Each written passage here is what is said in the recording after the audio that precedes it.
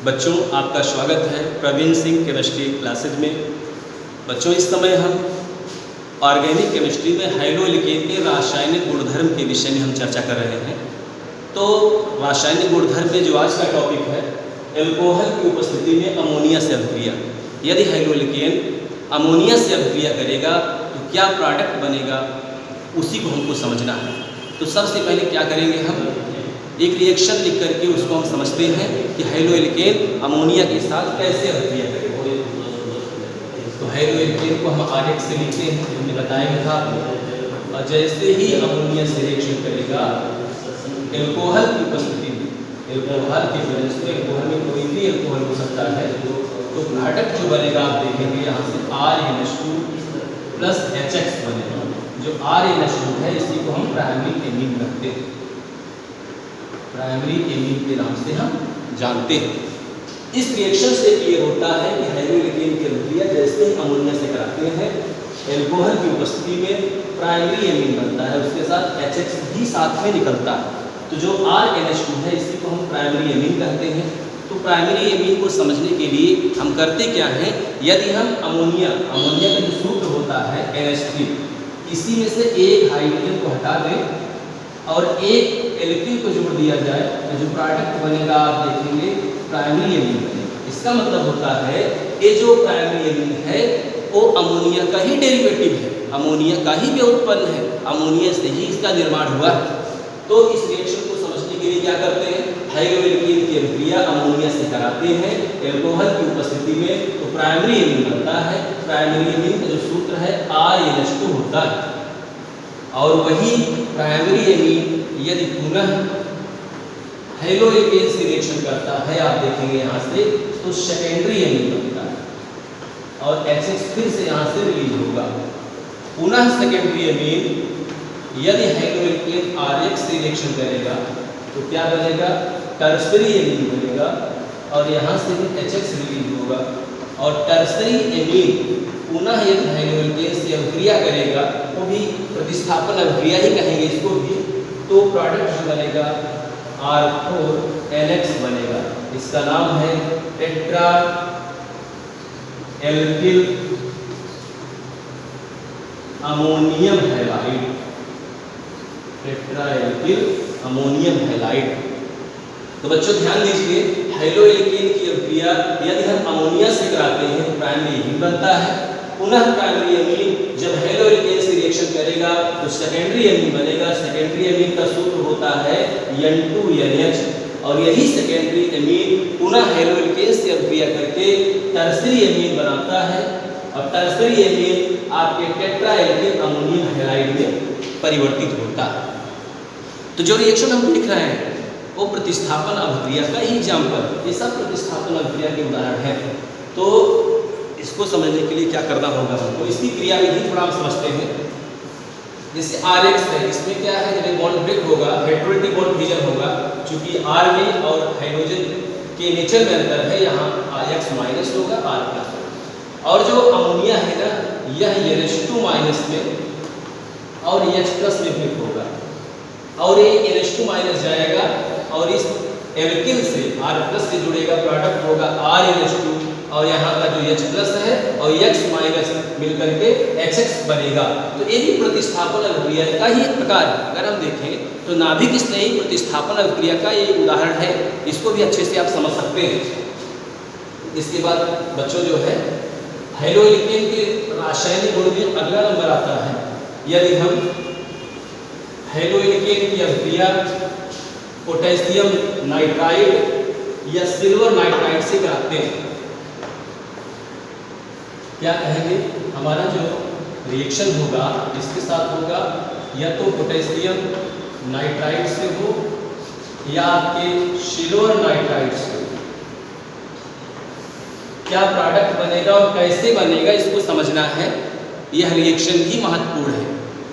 अभी जो पिछला रिएक्शन आपने पढ़ा उसको हाफमैन अमोनोलिसिस अभिक्रिया भी कहते हैं। पिछली रिएक्शन में आपने जो पढ़ा कि यदि हम हाइड्रोएल्केन की अभिक्रिया अमोनिया से कराते हैं और एमीन बनता है, उसको हम हाफमैन अमोनोलिसिस अभिक्रिया भी कहते हैं। बोर्ड की परीक्षा में नेमिंग रिएक्शन पूछता है कभी कभी कि हाफमैन अमोनोलिसिस अभिक्रिया में क्या प्रोडक्ट बनता है। तो आप कह देंगे जो है उसमें एमीन बनता है, एमीन का व्युत्पन्न बनता है, तो इसको भी आप तैयार कर लीजिए। तो हमारा जो अगला रिएक्शन है हाइड्रोएल्केन, यदि KNO2 और AgNO2 से अभिक्रिया करेगा तो क्या प्रोडक्ट बनेगा, उसको हम सबसे पहले रिएक्शन लिखेंगे। ध्यान दीजिए, RH को क्या बोलते हैं, हाइड्रोएल्केन करते हैं। इसकी अभिक्रिया यदि हम करा दें किसके साथ, KNO2 का नाम है पोटेशियम नाइट्राइट। तो जो प्रोडक्ट होगा आप देखेंगे यहाँ से RONO, इसका नाम होगा एल्किल नाइट्राइट और यहाँ से -KX निकलेगा। और पुनः अगर इसी हाइड्रोएल्केन की अभिक्रिया सिल्वर नाइट्राइट से कराते हैं और यहाँ से -AgX निकलेगा तो प्रोडक्ट यहाँ बनेगा, ध्यान दीजिए, RNO। इसको बोलते हैं क्या, नाइट्रोएल्केन, नाइट्रोएल्केन। तो यहाँ समझने वाली बात यह है कि हाइड्रोएल्केन पोटेशियम नाइट्राइट से रिएक्शन कर एल्किल नाइट्राइट बनाता है, लेकिन वही हाइड्रोएल्केन पूरा सिल्वर नाइट्राइट से अभिक्रिया करके नाइट्रोएल्केन बनाता है। इसी को हमको समझना है। चूंकि रिएक्टेंट अभिकारक एक ही है, अटैकिंग रीजेंट में अंतर है, KNO2 या AgNO2, लेकिन दोनों के प्रोडक्ट में बहुत बड़ा अंतर है। हमको वही समझना है कि दोनों में अंतर क्यों है। तो सबसे पहले क्या करेंगे, हम समझेंगे कि हाइड्रोएल्केन की अभिक्रिया KNO2 पोटेशियम नाइट्राइट से कराने पर एल्किल नाइट्राइट जो बनता है वो कैसे बनता है, उसको हमको समझना है। तो ठीक है, हम रिएक्शन की बात करते हैं। सबसे पहले हमने क्या किया, ये जो RX है इसको पहले हम एक तरफ से लिख के समझेंगे। ठीक है, इसको अच्छे से लिख करके आपको अच्छे से हम समझा रहे हैं और सब लोग इसको अच्छे से अपनी कॉपी में नोट भी करते रहें। और जो भी मैटर दिया जा रहा है उसको आप अच्छे से समझिए। यदि आपको कहीं प्रॉब्लम हो तो कमेंट भी करते रहिए और ज़्यादा से ज़्यादा वीडियो देखिए। वीडियो ज़्यादा देखेंगे तो उससे जो कन्फ्यूजन होगा वो दूर होगा और आप अच्छा करेंगे। ठीक है, चलिए, आपका कॉन्फिडेंस भी बढ़ेगा उससे। चलिए, हमने कहा कि RX वाले हाइड्रोएल्केन यह रिएक्शन किया, KNO2 से रिएक्शन किया पोटेशियम नाइट्राइट से, तो प्रोडक्ट जो बना RONO और यहाँ से AX निकला। हमको इसकी मैकेनिज्म समझना है, मैकेनिज्म हमको समझना है। पहले स्टेप क्या होगा, ये RH ब्रेक होगा R प्लस में और X माइनस में। क्यों ब्रेक होगा, क्योंकि एल्किल से हाइड्रोजन लगा है, हाइड्रोजन और एल्किल के नेचर में अंतर होता है। यहाँ तो बॉन्ड फ्यूजन होगा, हेट्रोलिटिक बॉन्ड फ्यूजन होगा। ध्यान दीजिए बच्चों, सहसंयोजक बंधन दो तरीके से टूटता है। एक होता है आयन, एक बोलते हैं समविदलन, उसको होमोलिटिक बॉन्ड फ्यूजन, दूसरे को heterolytic bond fusion. Homolytic bond fusion करेंगे तो रेडिकल होगा, मुक्त मूलक प्राप्त होगा, और हेट्रोलिटिक बॉन्ड फ्यूजन करेंगे तो कार्बोकेटायन और कार्बोएनायन प्राप्त होगा। कार्बोधनायन और कार्बोरेडायन के नाम से जानते हैं। चूंकि X और R एल्किल के नेचर में अंतर है, तो यहाँ जो इलेक्ट्रॉन ब्रेक होगा, इलेक्ट्रॉनों का बंटवारा असमान होगा। हाइड्रोजन ने अपना तो इलेक्ट्रॉन लिया है, इसका भी इलेक्ट्रॉन ले लिया, तो X पर आएगा -4, R पर आएगा +4। और अगले स्टेप में हमें दिखाएंगे कि NO2 जो होता है वह भी तो ब्रेक होगा, NO2 जाकर जुड़ेगा। मान लीजिए, तो कैसे पता चला ONO जुड़ा है या NO2 जुड़ा है, उसको समझने के लिए KNO2 का भी बॉन्ड फ्यूजन होगा, K प्लस और NO2 माइनस में ब्रेक होगा। आपको बता दें, ये जो पोटेशियम नाइट्राइट है यह आयनिक कंपाउंड है। क्या है, यह आयनिक कंपाउंड है। आयनिक कंपाउंड है तो आयनों में टूटेगा। ठीक है, आयनों में टूटेगा, K प्लस में और NO2 माइनस में। तो ध्यान दीजिए, सबसे पहले हम क्या करेंगे, NO2 माइनस की संरचना बनाएंगे। NO2 की जो संरचना होगी उसकी को हम बनाने चल रहे हैं। सब लोग संरचना को अच्छे से देखें।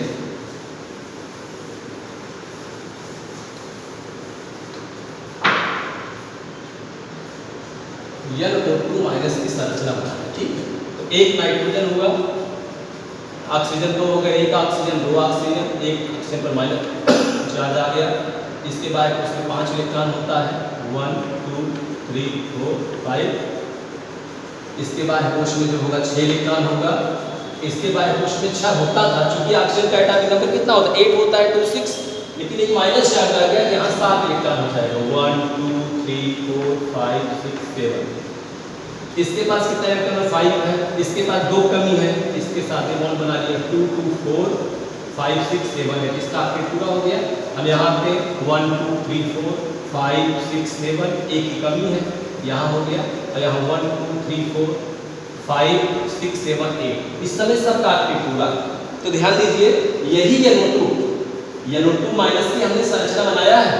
आपको बता दें कि यही NO2 माइनस क्या करेगा, जब रिएक्शन आपने भी देखा R प्लस में टूटा था, X माइनस में ब्रेक हुआ है, और फिर अभी हमने दिखाया आपको कि NO2 ब्रेक हुआ था K प्लस में, और NO2 जो है उसका स्ट्रक्चर यही है, यहाँ नाइट्रोजन इतना और यहाँ माइनस चार्ज है 1 2 3 4 5 6 7। ये जो NO2 है ना उसका O माइनस जाएगा कहाँ, एल्किल से जुड़ेगा, R प्लस से जुड़ेगा, और इसका जो K प्लस है और X माइनस मिल करके क्या बनाएगा, प्रोडक्ट बनेगा। प्रोडक्ट बन गया RONO, और क्या बनेगा KX बनेगा। एक क्रियाविधि है, ये क्रियाविधि किसका है, हेलोएल्केन पोटेशियम नाइट्राइड से अभिक्रिया करके RONO मींस एल्किल नाइट्राइड बनाता है। क्यों बनाता है उसको हम आपको समझा रहे हैं। चूंकि यह आयनिक यौगिक है कि NO2 वह अपने आयनों में टूटेगा K प्लस में और NO2 माइनस में। NO2 माइनस की हमने संरचना बना दिया है, लुईस संरचना बनाया है।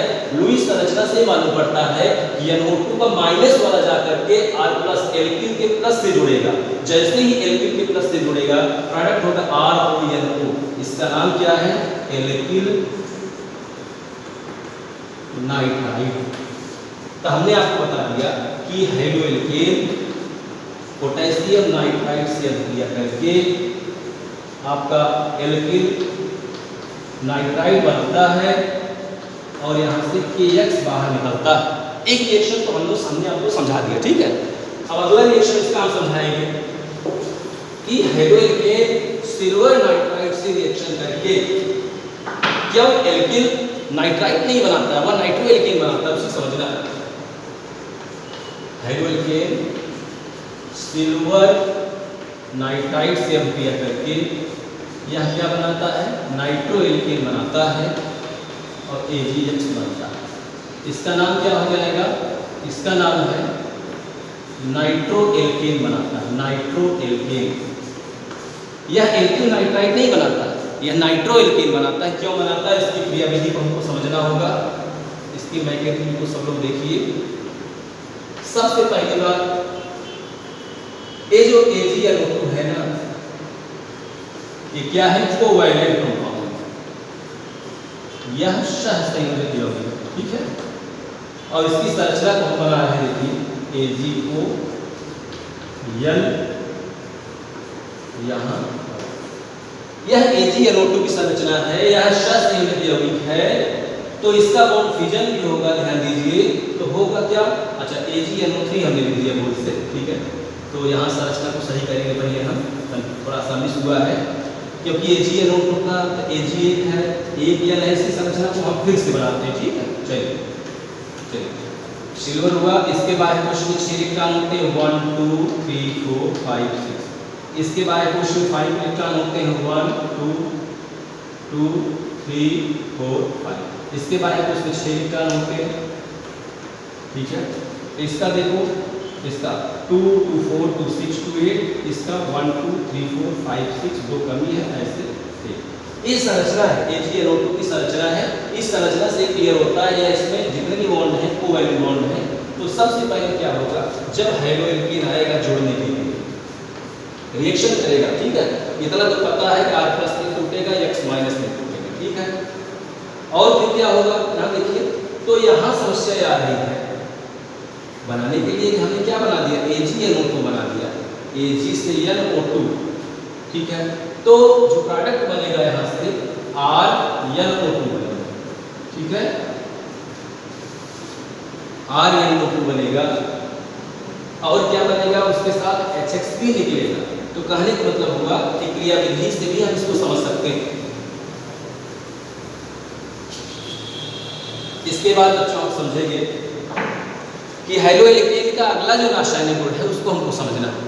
हेलोएल्केन का जो अगला रासायनिक गुण है वो क्या है, वो जो रिएक्शन है, दूसरा रासायनिक गुण हम पढ़ रहे हैं इलिमिनेशन रिएक्शन, इलिमिनेशन